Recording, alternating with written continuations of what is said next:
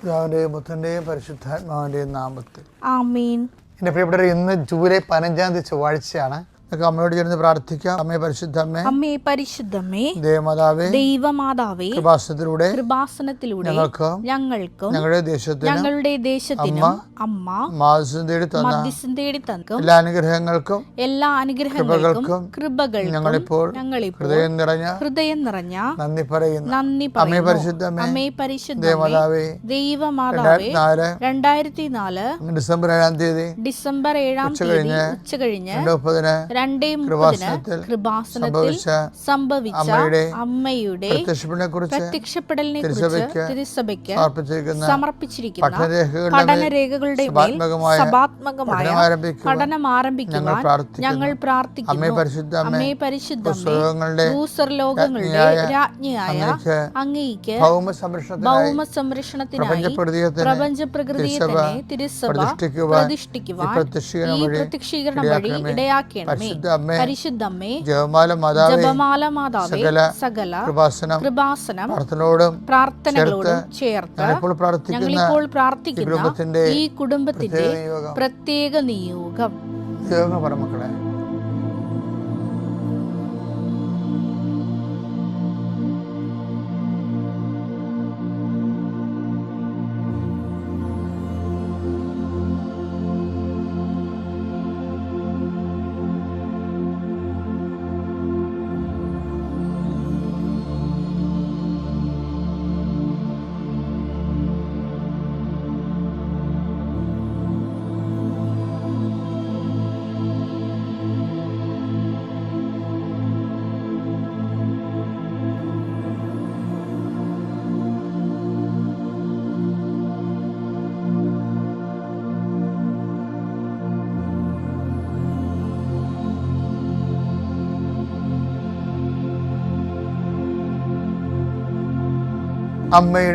അമ്മയുടെ പ്രത്യക്ഷീകരണത്തിന്റെ ഈ അനുഗ്രഹവേളയിൽ ഞങ്ങൾക്ക് സാധിച്ചു തരുവാൻ കനിയണമേ. വിശ്വാസ പ്രമാണം. സർവശക്തനായ പിതാവും ആകാശത്തിന്റെയും ഭൂമിയുടെയും സൃഷ്ടാവുമായ ദൈവത്തിൽ ഞാൻ വിശ്വസിക്കുന്നു. അവിടുത്തെ ഏകപുത്രനും ഞങ്ങളുടെ കർത്താവുമായ ഈശോമിശിഹായിലും ഞാൻ വിശ്വസിക്കുന്നു. ഈ പുത്രൻ പരിശുദ്ധാത്മാവിനാൽ ഗർഭസ്ഥനായി കന്യകാമറിയത്തിൽ നിന്ന് പിറന്ന് പൊന്തിയോസ് പീലാത്തോസിന്റെ കാലത്ത് പീഡകൾ സഹിച്ച് കുരിശിൽ തറയ്ക്കപ്പെട്ട് മരിച്ച് അടക്കപ്പെട്ട് പാതാളങ്ങളിൽ ഇറങ്ങി മരിച്ചവരുടെ ഇടയിൽ നിന്ന് 3-ാം നാൾ ഉയർത്ത് സ്വർഗത്തിലേക്ക് എഴുന്നള്ളി സർവശക്തിയുള്ള പിതാവായ ദൈവത്തിന്റെ വലതുഭാഗത്തിരിക്കുന്നു. അവിടെ നിന്ന് ജീവിക്കുന്നവരെയും മരിച്ചവരെയും വിധിക്കുവാൻ വരുമെന്നും ഞാൻ വിശ്വസിക്കുന്നു. പരിശുദ്ധാത്മാവിലും ഞാൻ വിശ്വസിക്കുന്നു. വിശുദ്ധ കത്തോലിക്കാ സഭയിലും പുണ്യവാന്മാരുടെ ഐക്യത്തിലും പാപങ്ങളുടെ മോചനത്തിലും ശരീരത്തിന്റെ ഉയർപ്പിലും നിത്യമായ ജീവിതത്തിലും ഞാൻ വിശ്വസിക്കുന്നു. ആമേൻ. സ്വർഗ്ഗസ്ഥനായ ഞങ്ങളുടെ പിതാവേ, അങ്ങയുടെ നാമം പൂജിതമാകണമേ. അങ്ങയുടെ രാജ്യം വരണമേ. അങ്ങയുടെ തിരുമനസ് സ്വർഗത്തിലെ പോലെ ഭൂമിയിലും ആകണമേ. അന്നു വേണ്ടുന്ന ആഹാരം ഇന്ന് ഞങ്ങൾക്ക് തരണമേ. ഞങ്ങളോട് തെറ്റ് ചെയ്യുന്നവരോട് ഞങ്ങൾ ക്ഷമിക്കുന്നത് പോലെ ഞങ്ങളുടെ തെറ്റുകൾ ഞങ്ങളോടും ക്ഷമിക്കണമേ. ഞങ്ങളെ പ്രലോഭനത്തിൽ ഉൾപ്പെടുത്തരുതേ, തിന്മയിൽ ഞങ്ങൾ രക്ഷിക്കണമേ. ആമേൻ. നന്മ നിറഞ്ഞ മറിയമേ, സ്വസ്തി. കർത്താവ് അങ്ങയുടെ കൂടെ സ്ത്രീകളിൽ അങ്ങ് അനുഗ്രഹിക്കപ്പെട്ടവളാകുന്നു. അങ്ങയുടെ ഉദരത്തിൻ ഫലമായി ഈശോ അനുഗ്രഹിക്കപ്പെട്ടവനാകുന്നു. പരിശുദ്ധ മറിയമേ, തമ്പുരാന്റെ അമ്മേ, പാപികളായ ഞങ്ങൾക്ക് വേണ്ടി ഇപ്പോഴും ഞങ്ങളുടെ മരണസമയത്തും തമ്പുരാനോട് അപേക്ഷിക്കണമേ. ആമേൻ. കർത്താവിന്റെ ഉന്നതമായ നാമത്തിന് സ്വസ്ഥം ചെയ്യുന്നു. കർത്താവിന്റെ വിശുദ്ധ പൗരോഹിത്യത്തെ മഹത്വപ്പെടുത്തണമേ. കർത്താവ് സഭയിലുള്ള സാന്നിധ്യം പ്രകടമാക്കണമേ. കർത്താവ് ഇന്ന് പ്രാർത്ഥിക്കുന്നത് വൈവാഹിക ജീവിതത്തിൽ ചെതറി നിൽക്കുന്നവരുണ്ട്, മനസ്സ് പതറി നിൽക്കുന്നവരുണ്ട്, മക്കളെക്കുറിച്ച് വേവലാതി കൊള്ളുന്നവരുണ്ട്, മക്കളുടെ രോഗങ്ങളെക്കുറിച്ച് ആദി കൊള്ളുന്നവരുണ്ട്, പേക്കിടാങ്ങളുടെ രോഗങ്ങളെക്കുറിച്ച് ആദി കൊള്ളുന്നവരുണ്ട്.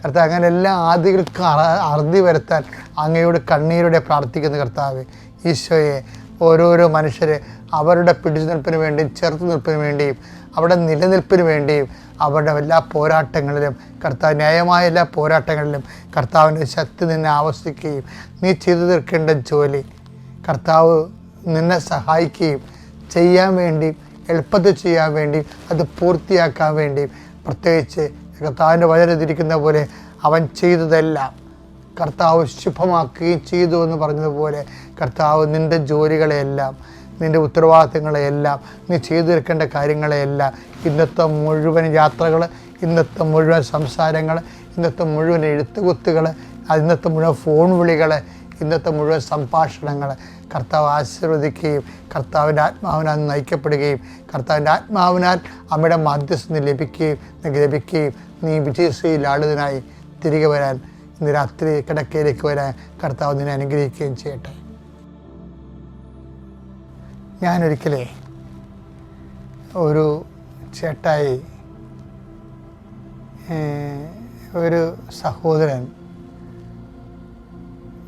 ഒരു ഭയങ്കരമായ ഒരു സംഘടനത്തിൽ ശത്രുക്കളെ അദ്ദേഹത്തെ വെടിവെച്ചു.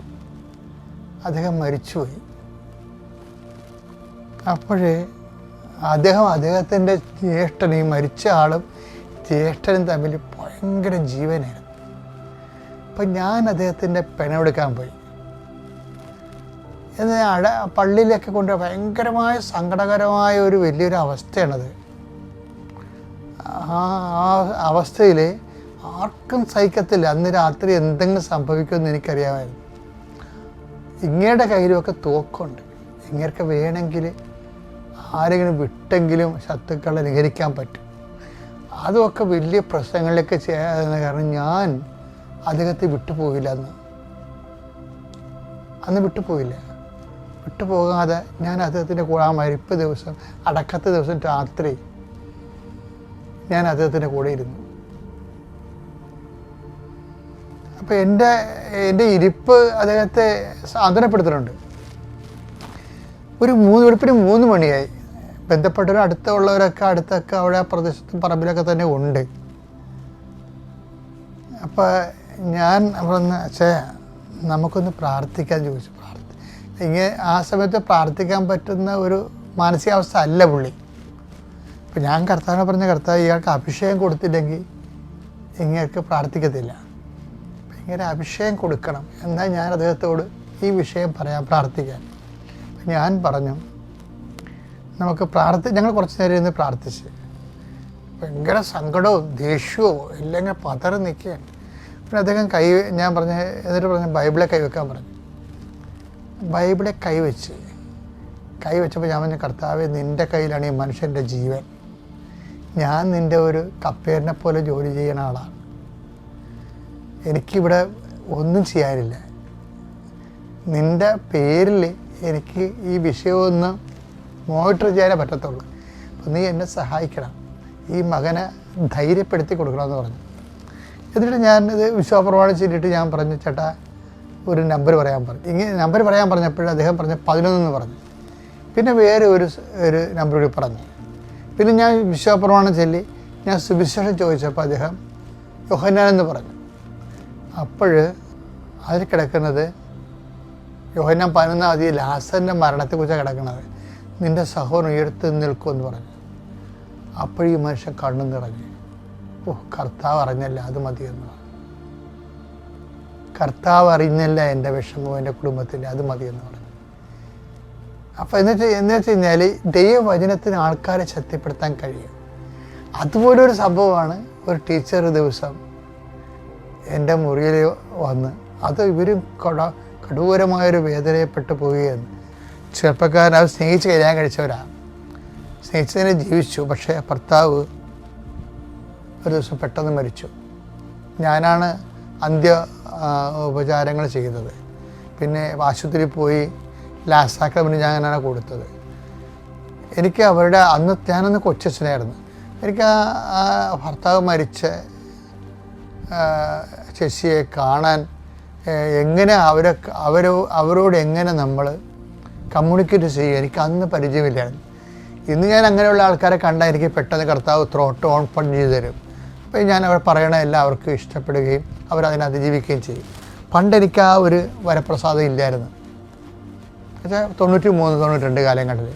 അപ്പോൾ ഞാനൊരു ദിവസം ഇങ്ങനെ സംഭവിച്ചു കഴിഞ്ഞപ്പോൾ, കുറച്ച് കാലം കഴിഞ്ഞപ്പോൾ ഞാനിവരെ കണ്ടപ്പോൾ എനിക്ക് എങ്ങനെയാണ് ഇവരെ ഫേസ് ചെയ്യേണ്ടതെന്ന് അറിയത്തില്ല. പക്ഷെ ഞാൻ എൻ്റെ മേടയിൽ അവർ വന്നപ്പോൾ ഞാൻ അവർക്ക് ഊണ് കൊടുത്തു. എന്നിട്ട് അവർ പോകാൻ നേരത്ത് അവരോട് പറഞ്ഞു, ഞാൻ സ്ഥലം മാറി പോയായിരുന്നു അവിടെ പള്ളിയിൽ നിന്ന്, അവിടെ സ്ഥലത്ത് നിന്ന് അവരുടെ പള്ളിയിൽ നിന്നപ്പോൾ അവരെന്നെ കാണാമെന്നാണ്. ഉച്ചക്ക് വന്ന് കണ്ട് ഊണ് കൊടുത്തു. പിന്നെ അവർ പോകാൻ നേരത്ത് ഞാൻ പറഞ്ഞു, ചേച്ചി കല്യാണം കഴിക്കണില്ലേ എന്ന് ചോദിച്ചു. അപ്പോഴവരെന്നോട് പറഞ്ഞു, അച്ഛാ ഐശ്യ 54:5 എന്ന് പറഞ്ഞു.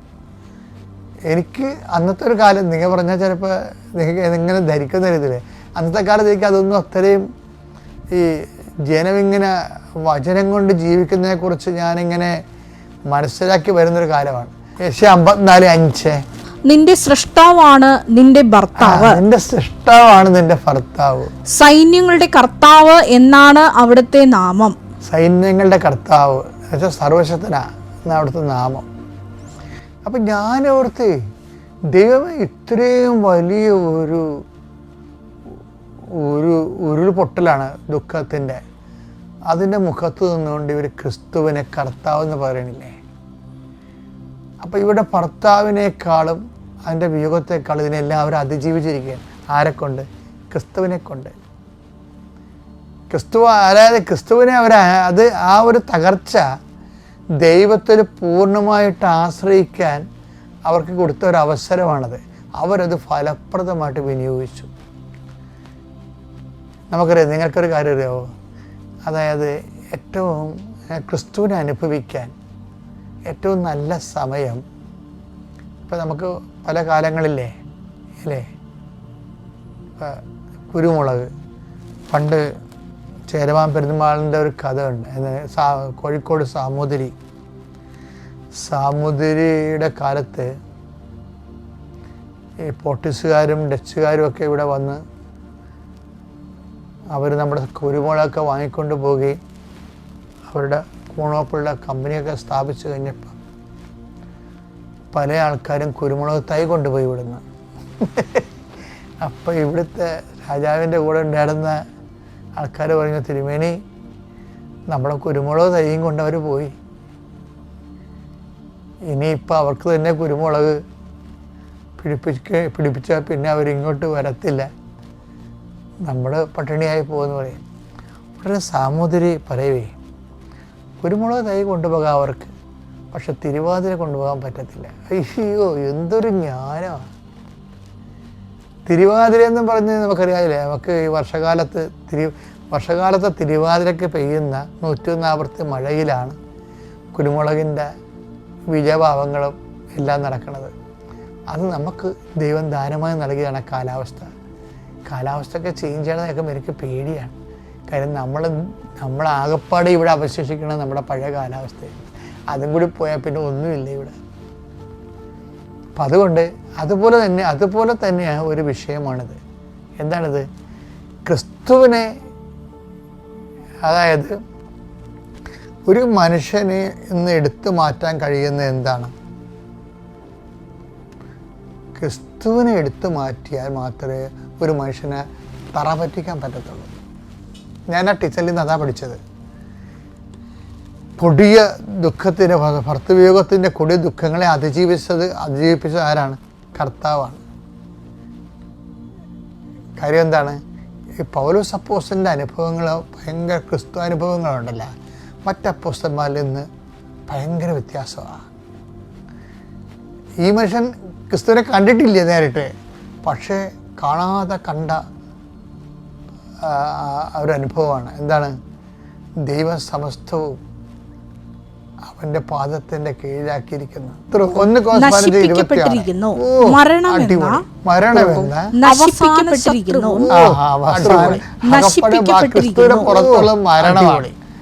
മരണമെന്ന അവസാന ശത്രുവും നശിപ്പിക്കപ്പെട്ടിരിക്കുന്നു. ഓ, അടിപൊളി!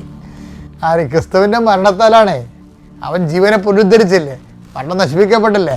ദൈവം സമസ്തവും അധീനമാക്കി, ദൈവം സമസ്തവും അവൻ്റെ പാദത്തിന് അധീനമാക്കി. അതാണ് സംഭവം. അതുകൊണ്ടാണ് അവൻ കർത്താവായിരിക്കുന്നത്. അതുകൊണ്ടാണ് ഈ ആൾക്കാരൊക്കെ പറയത്തില്ലേ, നിങ്ങളിനി അറിയിക്കേണ്ടവരൊക്കെ അറിയിക്കുക കേട്ടോ എന്ന് പറയുമ്പോഴും, അപ്പോൾ ഭർത്താവിൻ്റെ അസുഖമായിരിക്കും, അല്ലെങ്കിൽ മക്കളുടെ അസുഖമായിരിക്കും. അമ്മ പറയും, എനിക്കറിയിക്കേണ്ട ആളെ ഞാൻ അറിയിച്ചു, ഒരു ഡോക്ടറെ എന്ന് പറയും. നാട്ടുവർത്തമാനത്തിൽ എത്ര സാക്ഷിയാണെന്ന് അങ്ങനെ വേണ്ടത്? ആരാണ്? അവർക്കറിയാം ഡോക്ടറല്ല കർത്താവെന്ന്, യേശുവാണ് കർത്താവ്. എത്ര ഹാർട്ട് അറ്റാക്ക് വന്ന് കോമായി പോയ ആൾക്കാരാണെന്നറിയാമോ ഈ ചേടത്തിമാർ ICU വിളിച്ചുകൊണ്ട് പോരണത്? എന്താ കാര്യം? കർത്താവിൻ്റെ നാമം, ദൈവം സമസ്തവും. നിന്റെ മരണം സംഭവിച്ചു എന്ന് പറയുന്ന അതിനെ പോലും ക്രിസ്തുവിൻ്റെ താഴെയാണ്. എൻ്റെ ദൈവത്തിലെ എനിക്ക് പലപ്പോഴും നിങ്ങളോട് യാചിച്ച് പറയാനുള്ളൊരു കാര്യം, നിങ്ങളുടെ നല്ലൊരു സമയം ക്രിസ്തുവിനെ അറിയാൻ വേണ്ടി നിങ്ങൾ ചിലവഴിക്കണം. നിങ്ങൾക്ക് ആവശ്യമില്ലാത്ത കുറച്ച് കാര്യങ്ങൾ നിങ്ങൾ അറിയാൻ വേണ്ടി ഒത്തിരി സമയം വേസ്റ്റ് ആക്കുന്നുണ്ട്. ഒരാവശ്യമില്ല. ഒരു മനുഷ്യനെ എനിക്ക് പലപ്പോഴും തോന്നാറുണ്ട്, ഈ വെറുക്കപ്പെട്ട മനുഷ്യരില്ലേ, അതുപോലെ തള്ളപ്പെട്ട മനുഷ്യർ, അങ്ങനെയുള്ളൊരു മനുഷ്യർ ഒരിക്കലും ദൈവത്തെക്കുറിച്ച് ചിന്തിക്കാനോ ആലോചിക്കാനോ അതിനേക്കാൾ വലുതായിട്ട് അവർക്ക്, കാര്യം ഈ ലോകത്ത് ഏറ്റവും വലിയ പ്രശ്നം വെച്ച് കഴിഞ്ഞാൽ,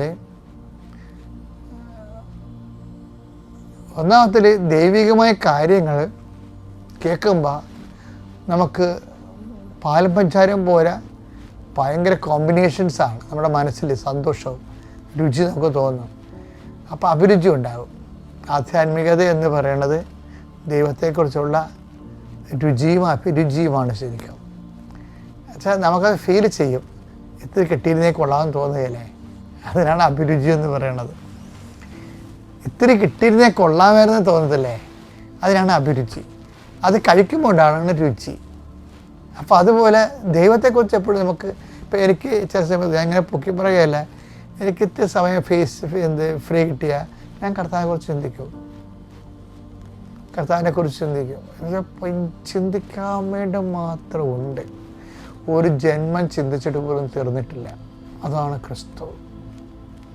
ചില സമയത്തവർക്ക് ദൈവമേ, എൻ്റെ ദൈവം എന്നോട് കാണിച്ച ഏറ്റവും വലിയ കാരുണ്യം എന്ന് പറഞ്ഞാൽ ഈ പൗരോഹിത്യമാണ്. പ്രത്യേകിച്ച് കാത്തലിക് പ്രീസ്റ്റ്ഹുഡ് അടിപൊളി. ക്രിസ്തുവിനെ അറിയാൻ, കാര്യം മറ്റുള്ളവർക്ക് ക്രിസ്തു ഉണ്ടെങ്കിൽ ബൈബിളിലുള്ള ക്രിസ്തുവിലേ ഉള്ളൂ, കൂദാശയിലുള്ള ക്രിസ്തുവില്ല. അത് വേറിട്ടൊരു സംഭവമാണ്. സാഹിത്യ അക്കാദമിയൊക്കെ പഠിക്കുമ്പോൾ ഞാൻ അപ്പം തമ്പുരാനിൽ 2.5 മണിക്കൂർ തൊട്ട് 3 മണി വരെ എടുത്ത് ഞാൻ കുർബാനയിലിട്ടുണ്ട്. ഞാൻ വെറുതെ നിങ്ങൾ വായിച്ചോളം പറഞ്ഞതല്ല, ഈ നമ്മൾ പബ്ലിക്കായിട്ട് കുർബാനയുള്ള പോലെയല്ല, ഒറ്റയ്ക്ക് ക്രിസ്തുവായിട്ട് കൺഫ്രണ്ട് ചെയ്യുന്ന ആഭിമുഖ്യമില്ലേ, അതൊരു വല്ലാത്ത ആഭിമുഖ്യമാണ്. കാര്യം കുർബാനയുടെ ലിറ്റർജിയുടെ ഓരോ വാക്കുകളും കർത്താവെ കനിയണമെന്ന് ചോദിച്ചു കഴിഞ്ഞാൽ അതിന് യഥാർത്ഥ ചരിത്രം അറിയുമെങ്കിൽ നമ്മുടെ കണ്ണു നിറയും. നമ്മളിങ്ങനെ പറഞ്ഞുകൊണ്ടേയിരിക്കും, കർത്താവെ കനിയണമേ, ക്രിസ്തുവെ കനിയണമേ. എന്താ കാര്യം? രാജാക്കന്മാർ യുദ്ധത്തിന് പോകുമ്പോൾ ഇപ്പോൾ തങ്ങളെ ആക്രമിക്കാൻ വരുന്ന ശത്രുക്കളെ പിന്തുടർന്ന് നശിപ്പിച്ച് അവരുടെ കൊട്ടക്കൊത്തളങ്ങളെല്ലാം നശിപ്പിച്ചിട്ട് ജനങ്ങളെ ജീവനിൽ നിന്ന് രക്ഷിക്കുകയും ചെയ്യും. നശിപ്പിച്ചിട്ട് അവരുടെ വസ്തുവകൾ കൊള്ളയടിച്ചുകൊണ്ട് രാജാവ് തിരിച്ചു വരും. കുതിരപ്പുറത്ത് അശ്വാരൂഢനായി ആധികാരികമായിട്ട് വിജയശ്രീലാളിനെ തിരിച്ചു വരുമ്പോൾ തങ്ങളുടെ ജീവൻ രക്ഷിച്ച രാജാവിനെ മുമ്പിൽ ആൾക്കാർ അവരുടെ തോൾനാടനും മേലങ്കികളും വിരിച്ചിട്ട് പറയും, കർത്താവെ കനിയണമേ, Lord have mercy on us എന്ന് വെച്ചാൽ നീ ഞങ്ങളുടെ ശത്രുക്കളെ വേട്ടയാടി പിടിച്ചു, ഞങ്ങളുടെ ജീവൻ രക്ഷിച്ചു, അവരുടെ വസ്തുക്കൾ കൊള്ള ചെയ്ത് നീ വരികയാണ്. കർത്താവെ നീ നേടിയെടുത്തതിൻ്റെ ഞങ്ങൾക്ക് ഇത്തിരി തരണമെന്ന് ചോദിക്കും. അപ്പോൾ രാജാവ് സന്തോഷത്തോടെ സ്വർണവിൻ്റെ ഞങ്ങളൊക്കെ ഓരോരുത്തർക്കും ഇങ്ങനെ വാരി കൊടുക്കും. ഇതാണ് റോമൻ ചരിത്രം. ഇതിൽ നിന്നാണ് കർത്താവെ കനിയണം, Lord have mercy on us എന്ന് ജനങ്ങൾ പറയുന്നതാണ്. പിന്നീട് കർത്താവിനെ കണ്ടപ്പോഴും ജനങ്ങൾക്ക് പറയാൻ തുടങ്ങി. എന്താ കാര്യം? കർത്താവാണ് പാപത്തെ ജയിച്ചത്, സാത്താനെ തകർത്തത്, കൃപയെ പുനരുദ്ധരിച്ചത്. ആ കൃപയിൽ ഈ കുർബാനയിലൂടെ എന്നെയും പങ്കാളിയാക്കണമേ, കർത്താവെ കരുണമേ, ക്രിസ്തുവെ കരുണമേ. ഇത് മനോഹരമാണെന്നറിയാമോ? നമ്മൾ അത് പറഞ്ഞുകൊണ്ട് ഞാൻ സാഹിത്യ അക്കാദമി കുർബാന ചെയ്യുമ്പോൾ 3 പ്രാവശ്യമല്ല കർത്താവെ വരികണമെന്ന് പറയണത്, ഞാനങ്ങനെ പറഞ്ഞുകൊണ്ടിരിക്കും. എന്താണത്?